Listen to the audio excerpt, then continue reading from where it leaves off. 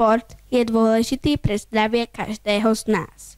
Výnimkou nie sú ani žiaci v školskom klube detí. Celoklubové podujatie Pohyb pre zdravie sa uskutočnilo netradične vo veľkej budove školy, ktorá sa zmenila na rozprávkový hrad. Za pomoci rozprávkových bytostí vzdelávali deti rôzne prekážky.